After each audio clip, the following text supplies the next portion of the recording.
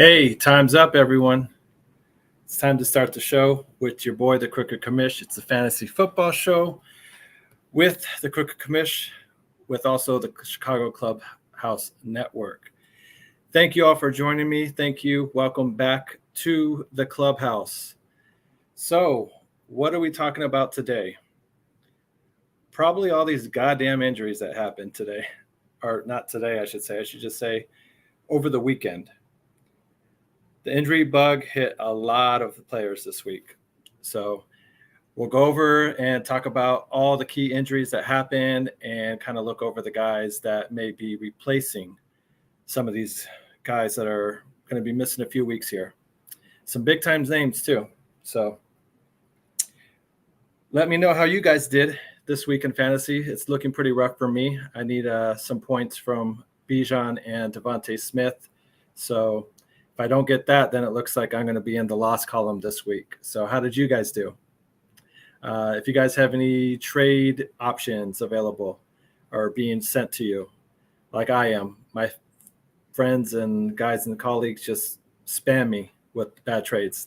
So don't let that happen to you. If you have any trade options, let me know, and we'll look them over together. Make sure we don't do anything crazy here. So with that all being said, let's just go ahead and get into it.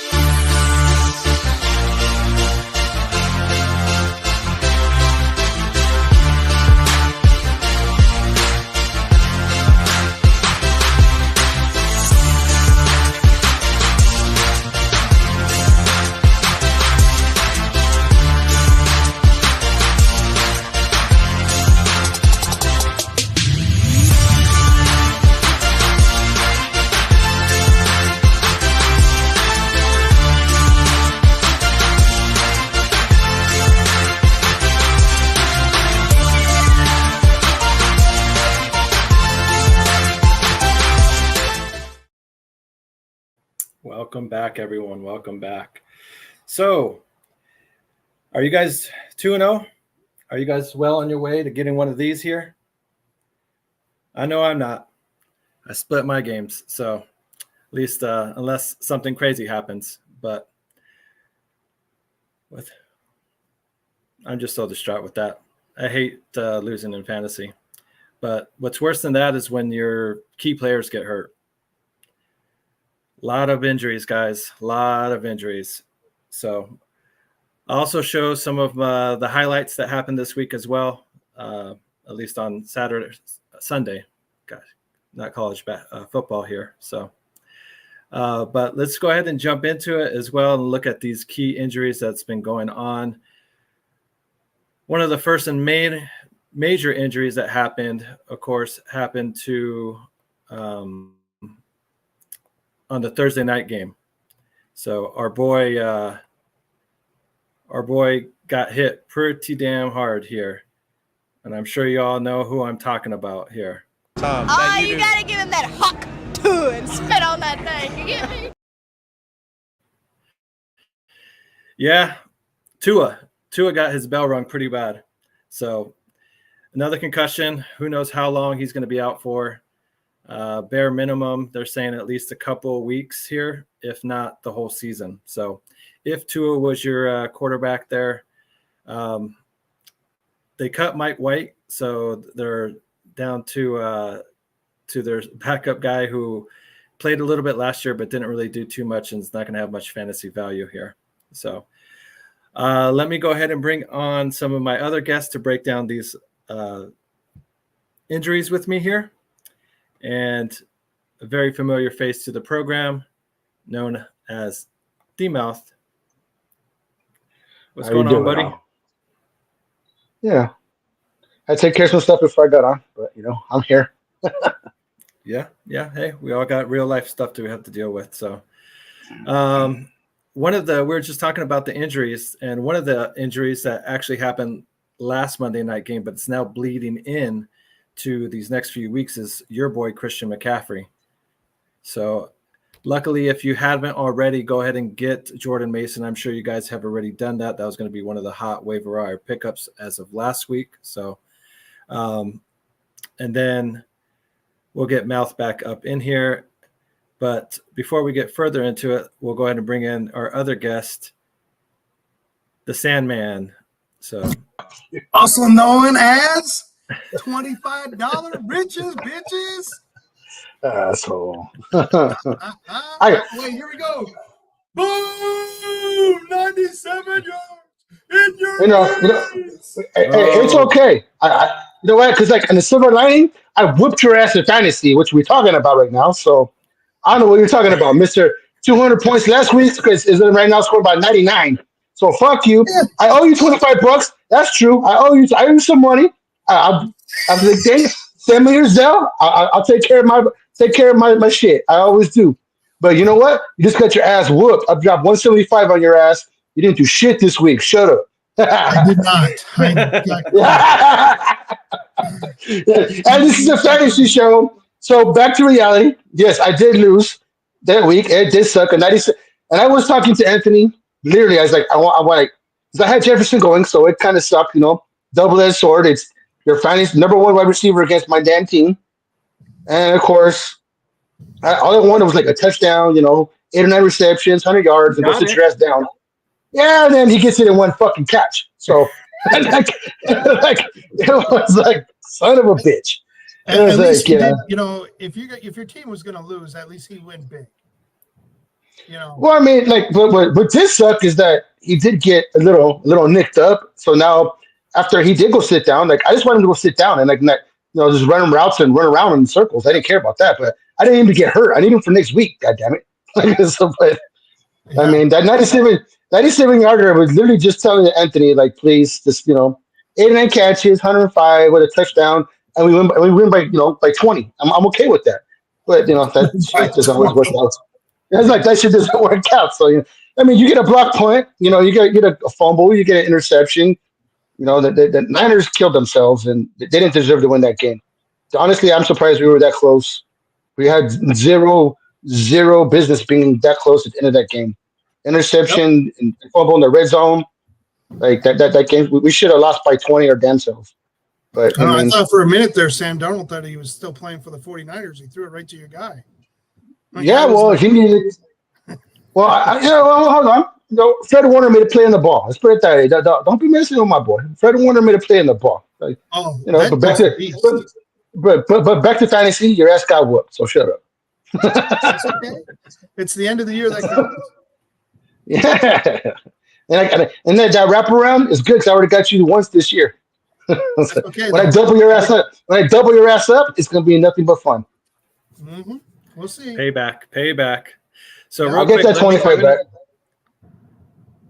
I'm going to run through these injuries here of what happened, and then we'll talk about. Let me know which one of these key injuries that happened that you think is going to have the biggest fantasy impact. So I was just talking about Tua that ended up getting hurt there. He's going to concussion.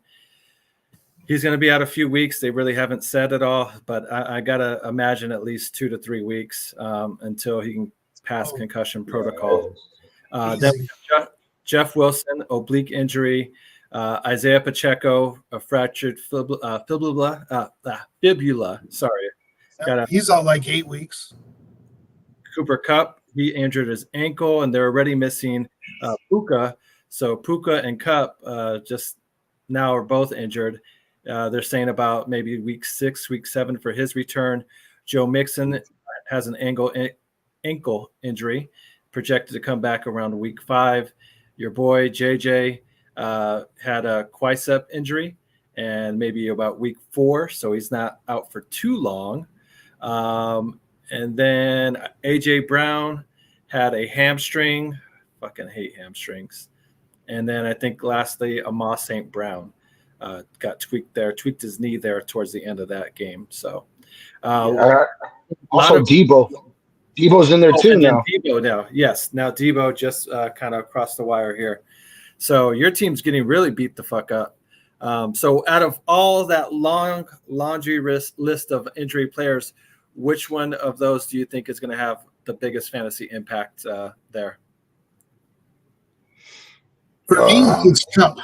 My team, I had Tua out, Kupp out, Mixon out, So Ouch. I mean, three guys playing shithead here. And I mean, not that I was going to catch 175 anyhow. I wouldn't have, but Yeah, you know, that's right. it's just Say it again. Say it, County. Well, the people at home say that again. that part, or that I wouldn't have caught you. Yeah, that part.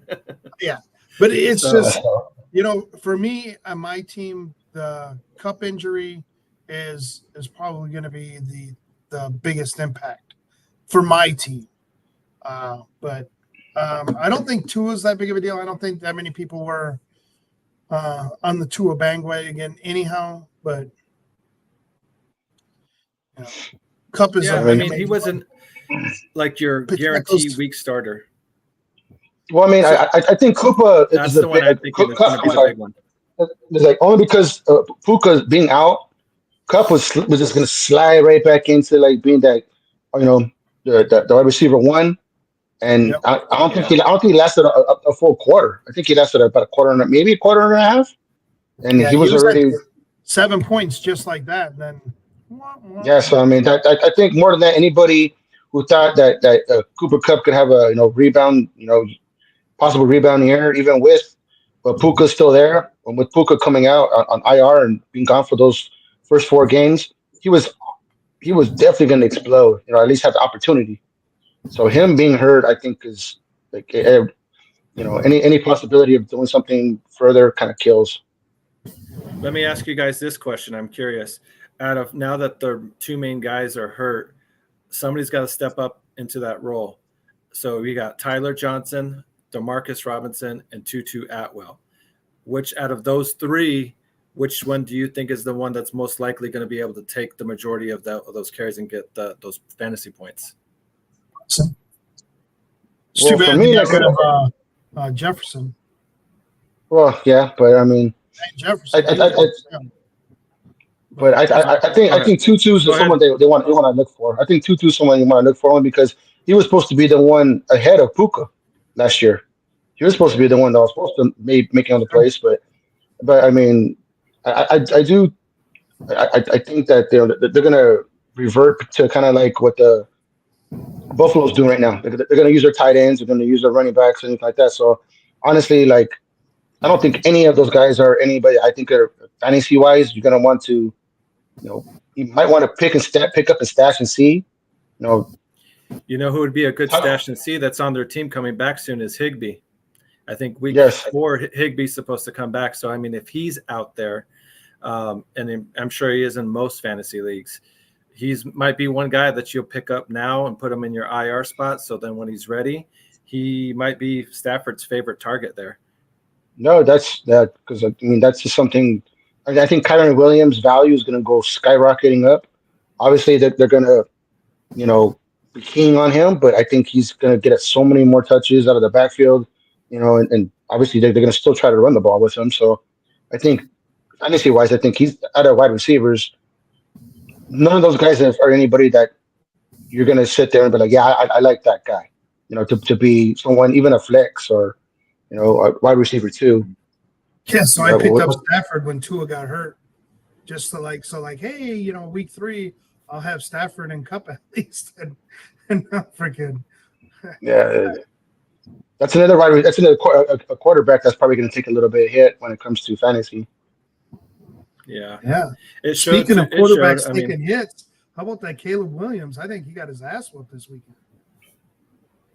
He did. Yeah. He did. I mean, he looked better. It's hard to say a guy looked better when he threw 2 interceptions this week and he didn't throw any last week. So it feels a little weird saying that. I'm not going to lie. But he did look a bit more comfortable, especially at least in the beginning part of the game. He had moments. Did he start 10 for 10 or something like that? I don't think he started off quite that hot, but he looked, like I said, the first like few plays, he looked decisive in where he wanted to go with the ball. But then obviously once Houston figured out their game plan, they made the adjustments and started blitzing the shit out of him. And once they figured out that rattled him, they just kept doing it. And it's clear that the chemistry with the receivers just isn't there right now with Williams and Allen and Odunze and even DJ. Yeah. It's just all off right now. It's going to take some time for that to gel. Let's see 1-5 real quick. Well, I'll tell you what. The Colts don't look like they're too impressive. So, I mean, they're a beatable team, it looks like. Anthony Richardson had a bad week this week. I know last week he had some touchdowns, but he also had some interceptions. This week it looks like it was just mostly. That's Yeah. Anthony Richardson. Yeah. So I still say 1-5. I still say 1-5. We'll see. Yeah, So,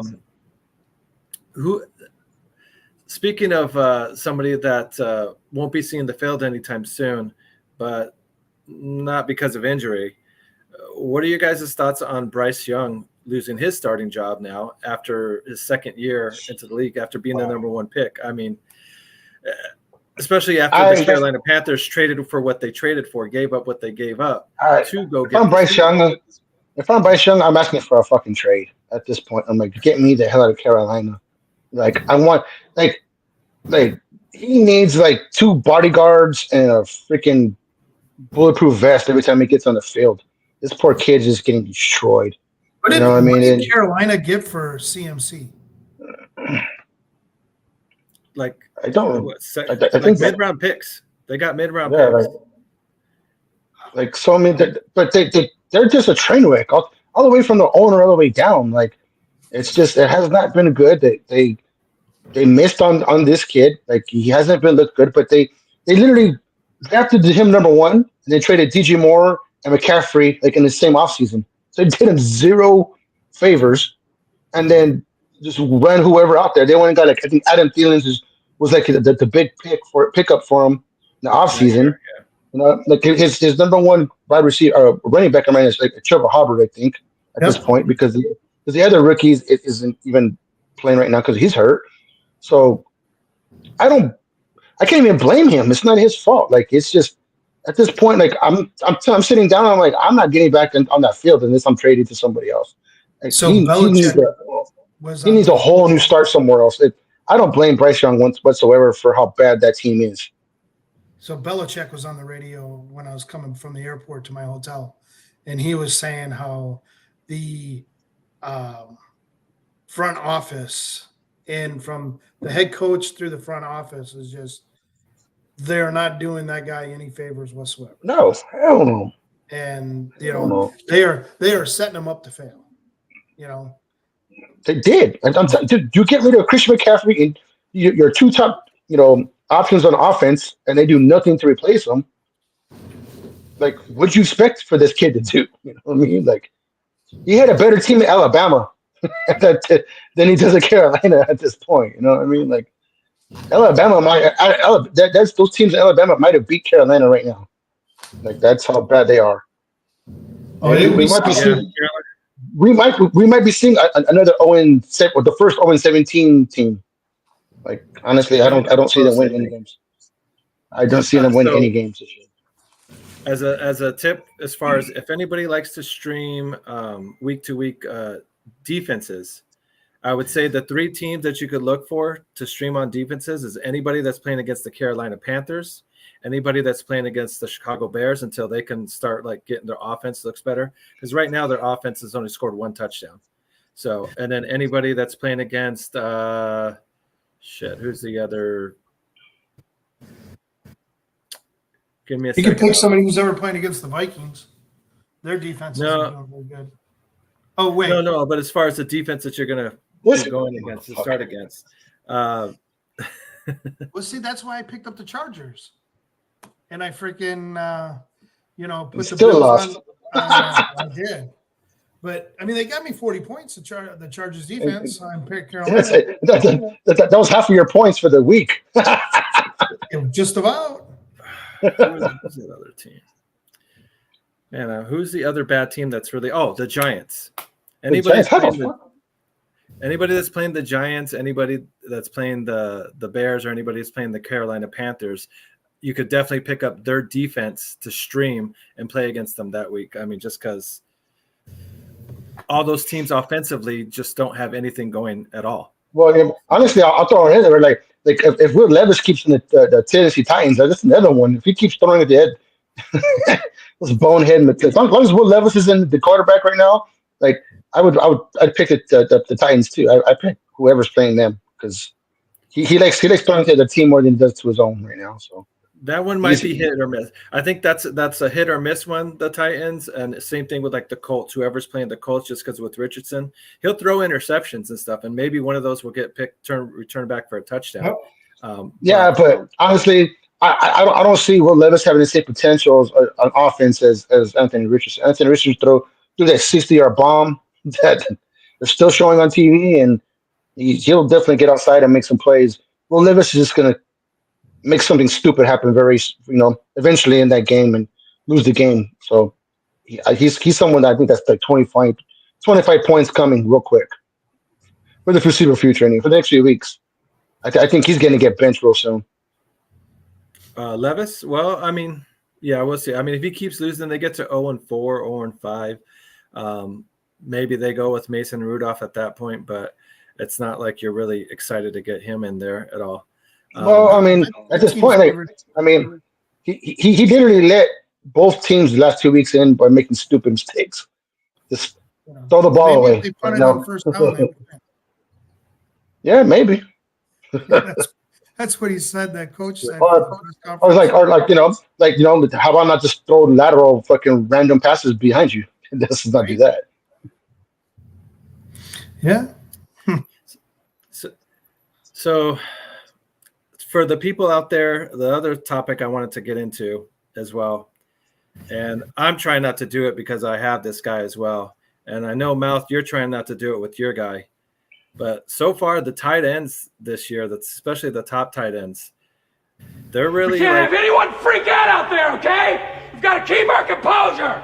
We've come too far. There's too much to lose. We've got to just keep our composure.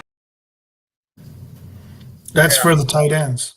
Yeah, I'm trying to right now because Kelsey with only 1 point, and then the first week he only had like 6 points, fantasy points.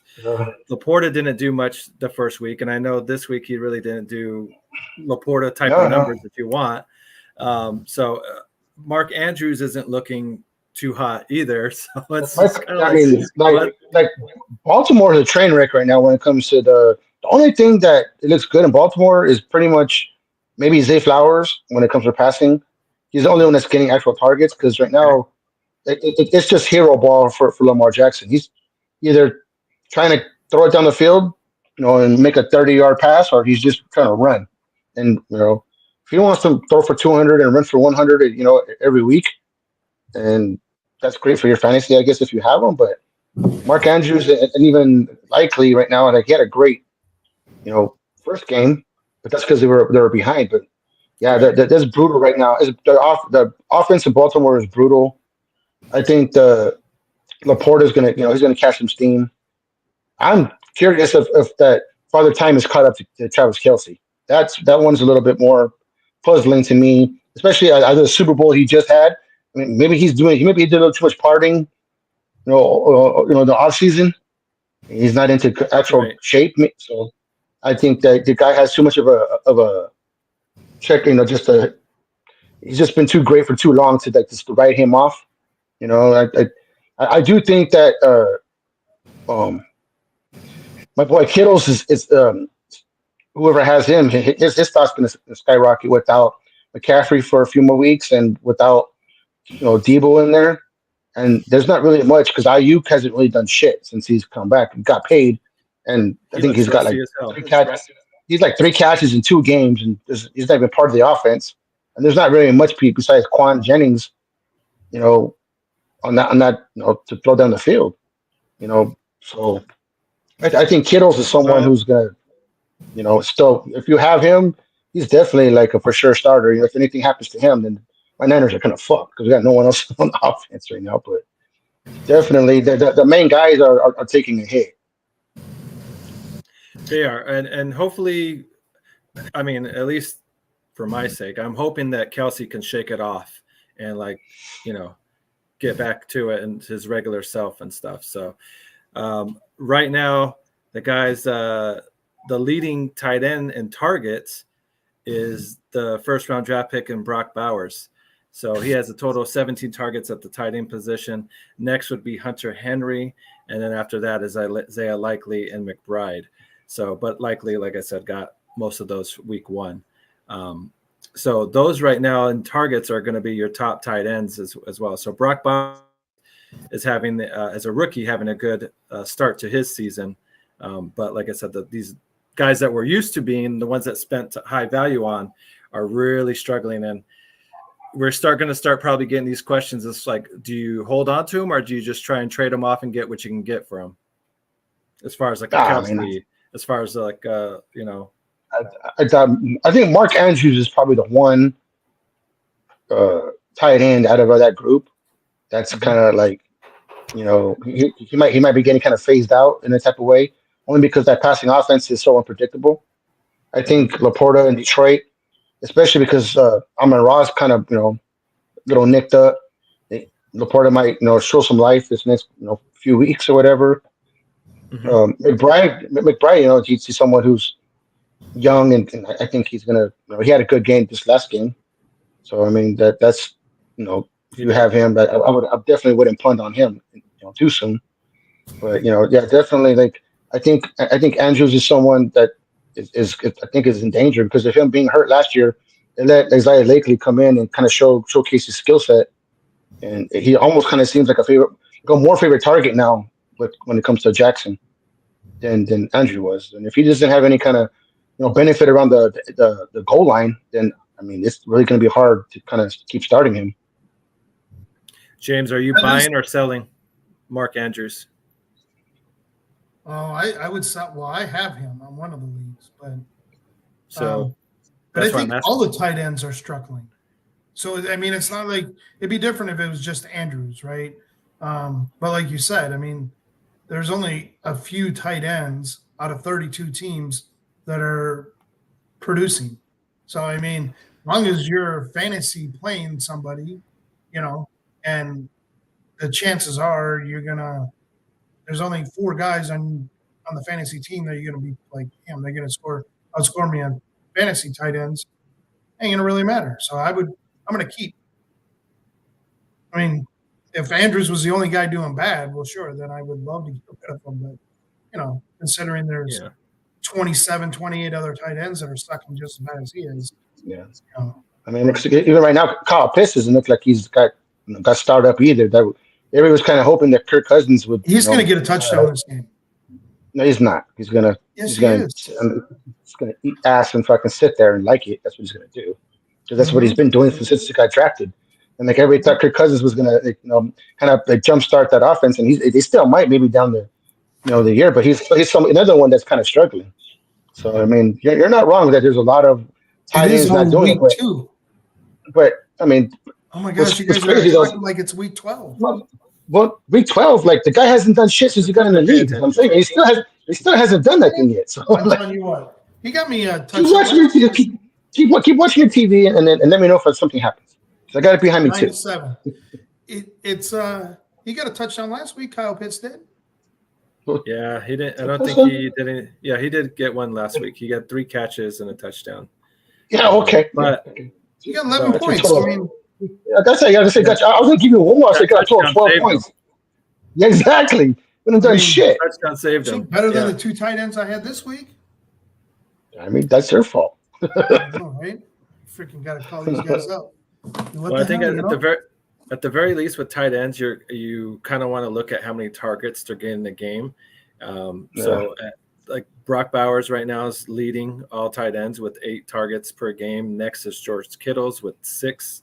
Then Likely and McBride with 7, and then Hunter Henry as well with 7 as well. So you can't even say Likely because he had 11 in week 1 or 10. Yeah. You know, so I mean, that number's a little. When we start getting into week 4 or 5, what's hard is Hunter Henry just came out of nowhere last week too. Like he's one of those like boomer bust type of people because all of a sudden he just decided to play ball, you know, yesterday. So that was one of those surprising games, you know. I really think after week 4, week 5, then you can really start putting in stat numbers. excuse me, and saying, how many people they're, how many targets are they getting a game? And Yeah. I mean, it's like Ferguson's gotten hurt. It's like Hawkinson is even still not even playing yet. So there's people who've got track records or who aren't either playing or not playing well. But so my prediction for Hawkinson, week 7 is when he'll start. So he's on IR to week 4. Mm-hmm. Then we're on a bye week on week 6. So I don't think he'll come in week 5. I think they'll keep him out all the way to start week 7. That's you heard it first from the Viking. That's just fan over there, fan. I mean, and that makes sense. I mean, give him that week. Don't rush him back. Don't rush him back for week 5 and have him tweak something. Just give him that extra 2 weeks there of rest and stuff, and hopefully by then he'll be fully and ready to go. So before we get going any further, let's take a quick break and we'll pay some bills real quick, and then right after we pay some bills, we'll get into week 2 highlights there. So stick with us, folks. We'll 127-yard highlight. Woo woo. Yeah, it might be in there.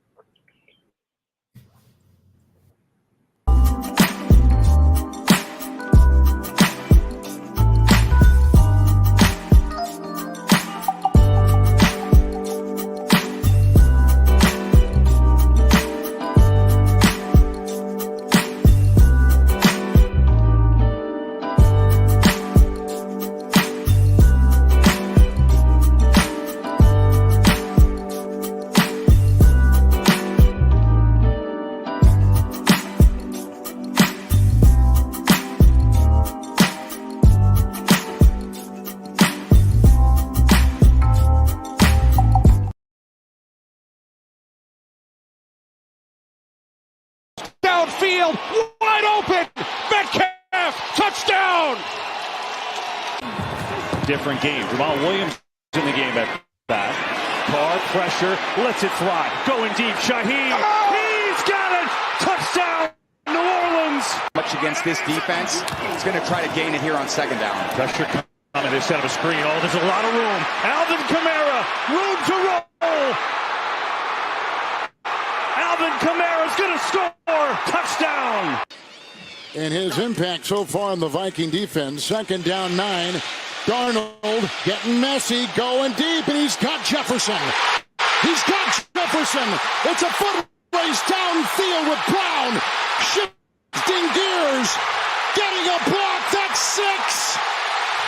6. Last year, but generally it's been a safe haven for him. Blitz coming. Prescott sees it. Has a man in. Slam. Beautiful throw. Lamb gets away. CeeDee Lamb to the house. Touchdown. Dobbins trying to get to the edge. He's got a blocker. He's got more than a blocker. Inside the 25-20. Did the sprints help? Oh, boy, he somersets into the end. Another test for the Browns defense off play action. Lawrence guns it. Thomas in stride. A royal strike from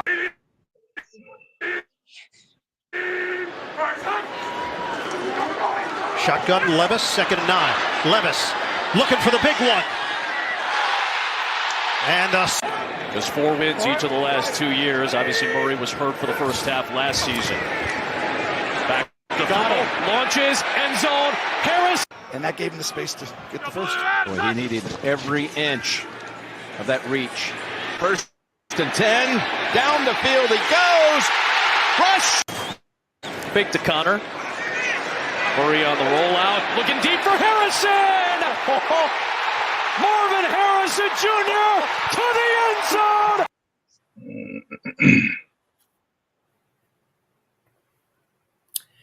And those were your highlights, guys. Some of the highlights that the Crooked Commish liked. So we got before we get back into it, we got a question that came into us. So I wanted to go ahead and check it out. Should I trade Brandon Ayuk and Brian Thomas Jr. for A.J. Brown? I also have Jamar Chase and Rashid Rice. So if you were to do that, you would have Chase, Rashid Rice, and A.J. Brown. Wow. Yeah, A.J. Brown. I mean, that's honestly. It's very tempting. I would. If you're okay with A.J. like, Brown, it depends. If you're okay with A.J. Brown, one at a time. I'll come to you next. If you're okay with A.J. Brown being hurt and kind of can live with him, sitting on your IR spot for maybe a week or two, because it's saying he should be back week 3, but it's a hamstring injuries, and hamstring injuries tend to linger. So the good part is if he doesn't work out, you still have guys like Jamar Chase and Rashid Rice. I know Chase is kind of struggling a bit as well. But Ayuk isn't doing much either. I mean, I would probably lean on A.J. Brown and go for the big firepower of those 3 juggernauts. Go ahead, Mouth. No, I was just going to say the same thing. Jamar Chase, is kind of, starting off slow. That Cincinnati defense isn't really doing a whole lot. I mean, Brian Thomas is kind of catching fire right now, especially because what's his name? Gabe Davis. Gabe Davis isn't really doing a whole lot right now either. So he's becoming more of a kind of getting closer to becoming like a favorite target down the field. So I mean, Brandon Ayuk, you never know what's going to happen with him. He might round it, but it's one of those where he kind of stayed out of training camp for so long, he might not ever recover. So I would definitely, like you're saying, go for the home run and keep hopefully Jamar Chase rounds out, and you got A.J. Brown coming back and Rashid Rice. He definitely looks like a favorite target going down the field with Worthy. That I think they're going to score some points. So I would pull the trigger. I mean, that's crazy that person would even give up A.J. Brown like that. But I mean, maybe that's especially if you're in a 3-receiver league. Go ahead, finish up. Well, that wasn't. Go ahead. I didn't say nothing. If you're in a 3-receiver league, then yeah, that makes it even more enticing to kind of have those guys starting for you. James, what do you think of this trade offer? I would do it. I'm sure that the guy that's willing to give up A.J. Brown, that's his only real receiver probably on his roster. And so therefore he's like, hey, I'll give up A.J. and I'll get 2 solid receivers in return, and hopefully can better my lineup, especially if AJ being out for the next 2 weeks. You know what I mean? Kind of almost has to do it to keep himself into potential or in the running. Yeah, that's what it does kind of seem like, doesn't it? Because I mean, to give up AJ, that must mean this guy has elsewhere on this team, and he needs 2 guys that are playing live bodies right now, and Brian Thomas and Ayuk that are healthy. I think the other guy, the reason why he's trading for Brandon though, is the fact that of Debo getting hurt, of CMC getting hurt. So maybe I get he's a little rusty now, but hopefully the coaches can kind of whip him into shape and being like, yo, Debo's out, we need you to kind of kick this rust off and really get to it here and quit fucking around. It's definitely an early week, going into week 3 to soon a trade like that. But I mean, because it's big risk, big reward type of thing. I mean, Brandon Ayuk comes through and does a normal thing that he's had the past few years. That's not too big of a difference between AJ Brown's numbers. But if he takes a while to come through, and for whatever reason Thomas doesn't keep progressing, losing AJ Brown, because he had some monster weeks at the end of the year last year where he was scoring 100. Or he was having 150-yard games with 2 touchdowns and scoring 30-point games almost every week. So that is something to think about. Even though he's gone, depending on how strong your league is or how deep it is, where you're at in playoffs, it's real early to just give up a legit, top 5 wide receiver in most drafts.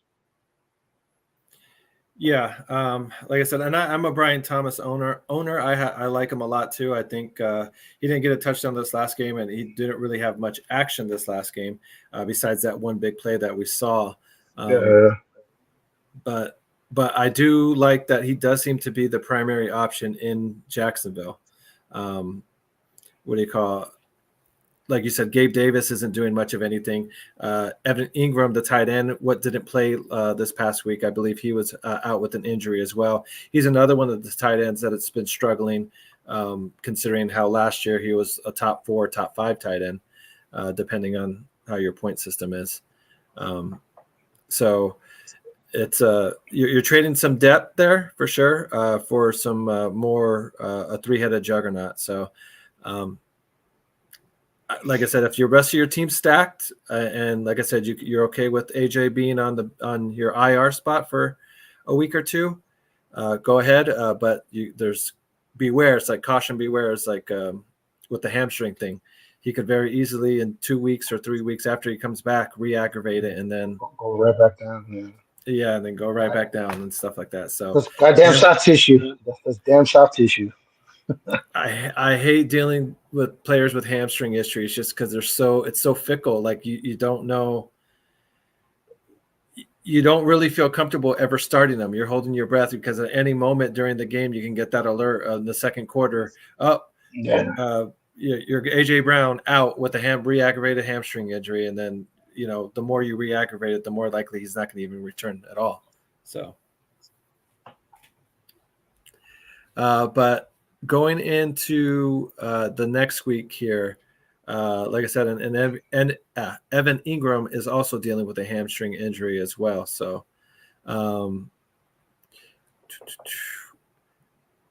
with Joe Mixon being hurt, the next guy up on that one it would be Cam Akers, and he did look pretty decent. Damian Pierce, it was out this past Sunday night with an injury, so. If you're a Joe Mixon or guy, I guess Cam Akers would be the guy to go get. What do you feel? Do you think he would be able to get just as much production with someone like Akers, or is that going to be a bit of a drop back? Mouth. Well, I mean, for me, like Akers is still a name, but he's kind of only been name only, and the last few years he's been dealing with his own injuries, and I thought he would be a good spell person for Mixon to come in and kind of give a nice little 1-2 punch.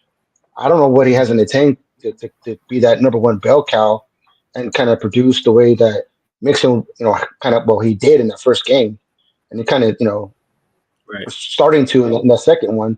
I mean, he has some good runs. He has some good some good potential. So I mean, he's definitely someone you want to if he's a free agent in your pool, you want to keep him there just because the offense it's going to be high powered. Anybody that's going to be throwing around the ball, they're going to be in the red zone a lot. They're going to just have opportunities to snake a couple free touchdowns. So definitely, if he himself, he's someone you got to watch out to because he's like you said, second quarter he's going to get that. He tweaked the ankle or he tweaked the groin or something. He's just he's had big injuries, which is what scares you. You know what I mean? So those running backs who have the knees and the Achilles and they're out for 8 or 9 weeks with like quads and groins. Mm-hmm. Those guys just always kind of make me worried about sliding, especially if he's at this point he'd probably be if you have anything a flex, maybe a running back too. If he's especially if Mixon was your number 1, you know what I mean? That definitely you're knocking out your number 1 and getting maybe a low ceiling running back 3. So that's kind of what I mean? That hurts. I mean, it's a like gamble. You said, gamble. James? So Akers is not a RB1 he's done, right? I mean, Minnesota had him last year with Madison. Madison sucked. They tried bringing in Akers. Akers couldn't do it, got released in the offseason, right? He's down there behind Mixon. He's a good complement to Mixon, but he's not – you'll see next week when they play against Minnesota – you'll be lucky if he gets 40, 50 yards. I mean, he's not a backfield, catch the ball in the backfield. He maybe get a screen or something a game, but Houston's running game is hurting until Mixon comes back.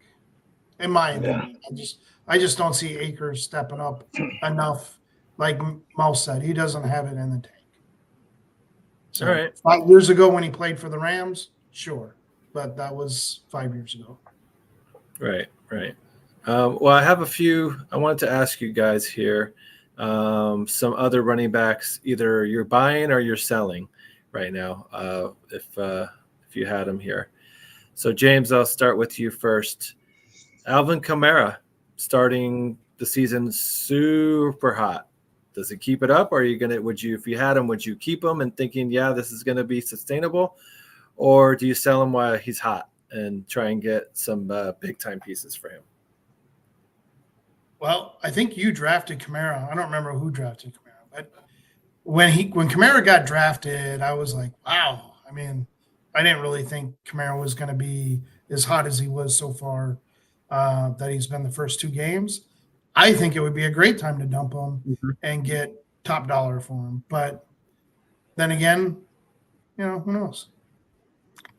I would trade him. I mean, it's all relative to your team. I mean, if he's your most productive guy and all your other running backs are hurt or not being productive, then you may have to stick with him. But if he's like your third option or whatnot, or your second option, you still like your third string running back to take his place, then maybe you can get yourself either an elite receiver or some other position that you're weak in. Mouth, what would you do with Kamara if you had him? Would you buy or sell?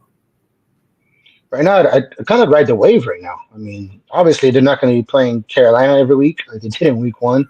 And I was like, and they beat Dallas pretty good too. I was going to say, like, I did not see them, or especially him, like running all over and doing whatever they wanted against Dallas. But I think the first 2 weeks is, you kind of, New Orleans offense has kind of shown, like, it doesn't really matter if it's Carolina or if it's Dallas.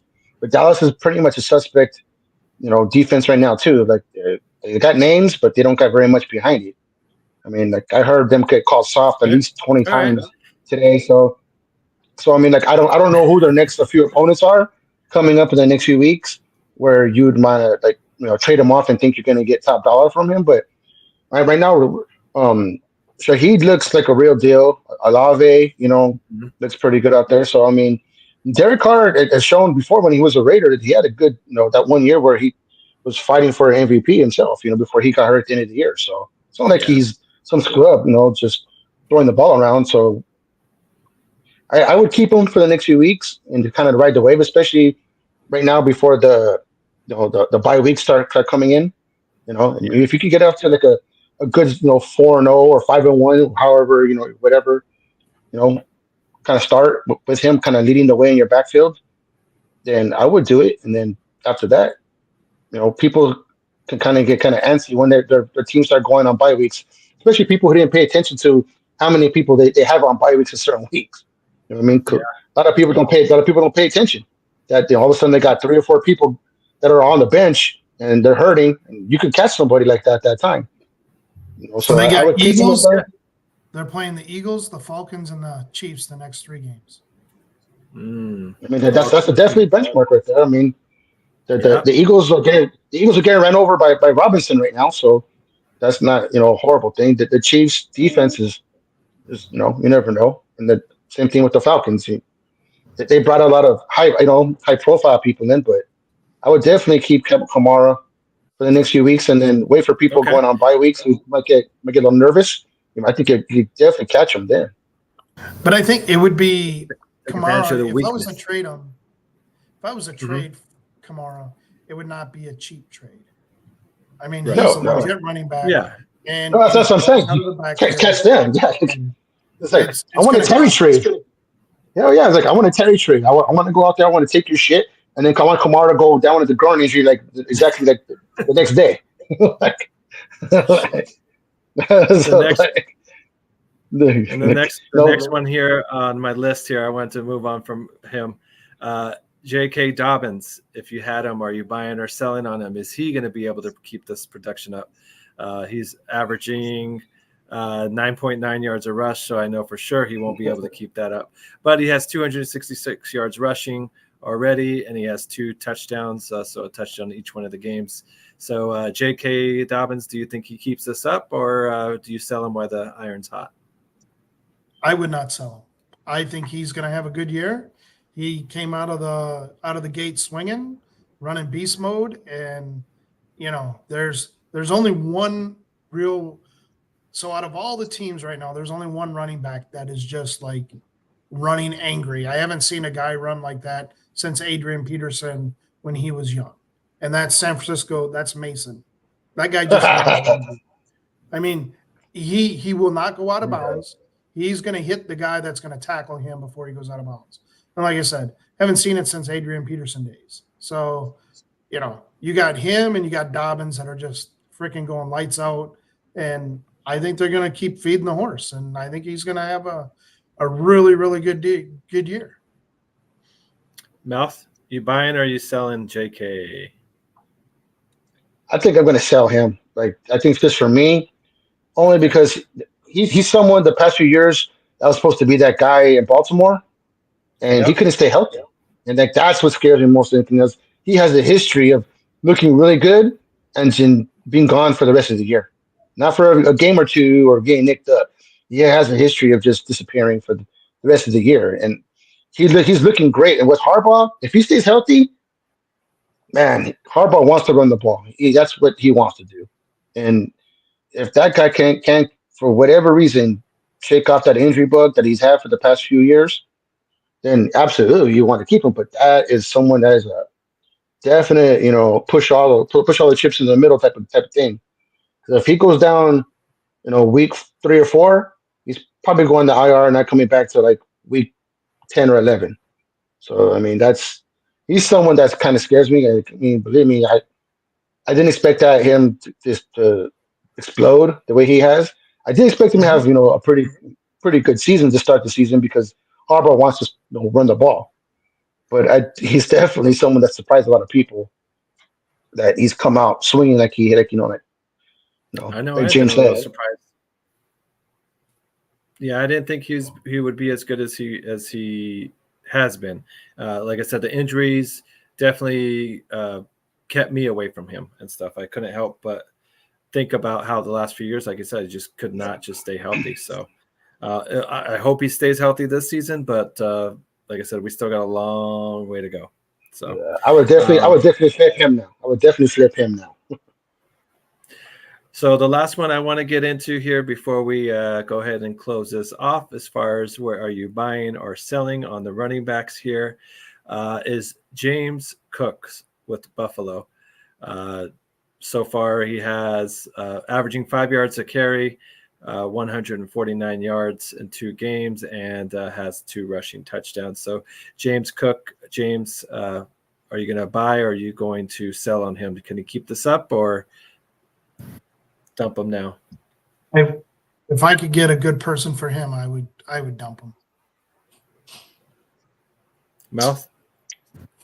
I mean, well, since I have him, I'm keeping him because I honestly think that this is I think it's the formula that they're going to run with the rest of the year. Like he wasn't doing very good at the beginning of last year because they weren't utilizing him, and then when they switched coordinators to Joe Brady, I mean, they just was crazy to give him the ball, and and he's shown to be Dalvin Cook's little brother, and be like, hey, that shit runs in the family, we can run the ball, and he is running like a young Dalvin Cook.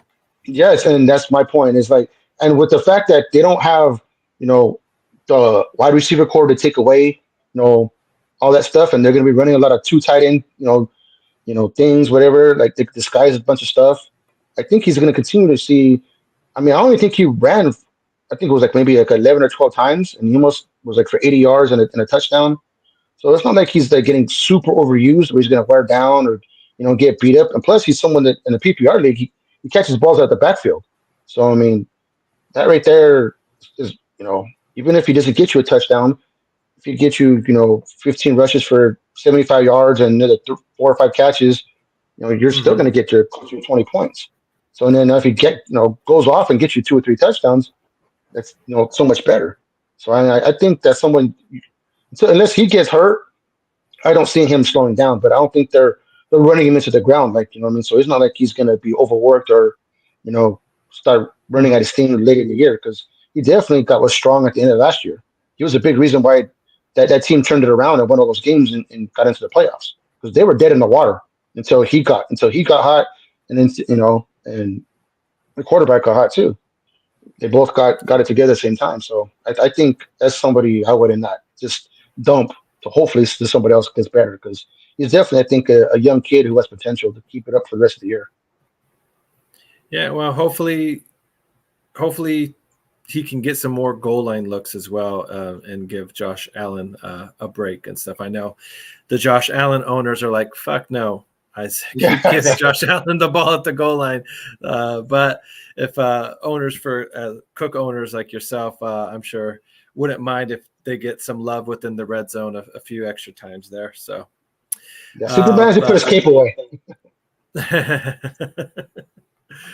All right, guys. Was there anything that you would like to say before we wrap it up? We're pretty much getting to our hour mark. Any last minute advice or words that you would like to say to our audience before we take off? James, go ahead and shoot first if you got anything. I was at the airport today, leaving Minneapolis, St. Paul, and and seeing all these Niners fans in their gear and all that stuff.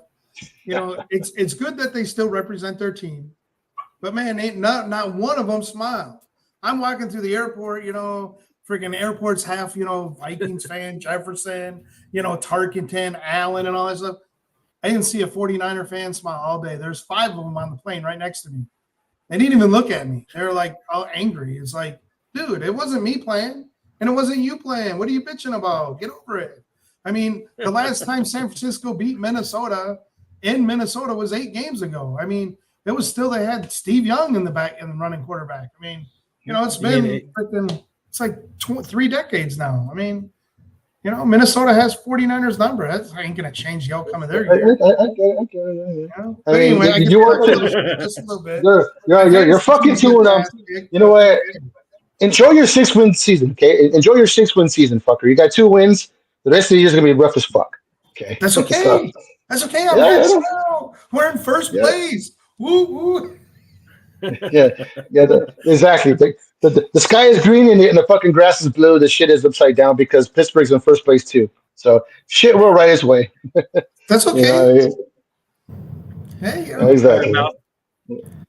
Mouth, any last words for our audience or advice at all for before we take off? Nah, fuck James. I mean, because you know what? We lost the game. We lost the game, but I whooped his ass in fantasy. And this is a fantasy show, so that's what fucking matters too. You know what I mean? James got him on tilt. It's like, it's cool, but I mean, it's like 175 to like 101. So whatever. I'd rather win the $25 and have him pay me that in front of everybody because his fucking 49ers lost, then yeah, it's going to be worth it. That's all good, man. All right, guys. Well, thank you for joining me tonight. I really do appreciate it. It's always fun to come up here and then chop it up with you guys and talk football. I really do appreciate it. Thank you for everybody that tuned in tonight. We really do appreciate it. If you can, please do us a favor and just hit that like button. It doesn't cost you a damn thing. It's absolutely free. I promise you, you won't get no bill in the mail. Subscribe if you haven't already. We'll be back here next Monday to talk some more fantasy football. Tomorrow night, we have our main show with T-Nick, Foul Mouth, Frank the Tank, and JB. And then on Thursday, we have the last tail end of our baseball show going on. And then, of course, Friday is Easy Does It with Easy. But also one last special thank you to Fantasy Jocks. We really do appreciate everything you guys do for us. They're responsible for donating our championship belt that you see here beside me here. So hopefully that belt will have my name on it by the time the season's over with. And if not, I'll just put my goddamn name on it since I'm the Cricket Commish. So. Barkley just got a receiving touchdown. Just anybody keep damn it. Well, I'm definitely losing this week then. Shit. All right. Well, with that said, I better get the hell up out of here. So remember, y'all, be good or be good at it. Peace. This has been a Chicago Clubhouse Network production. You got to decide whether you're a wolf or a sheep.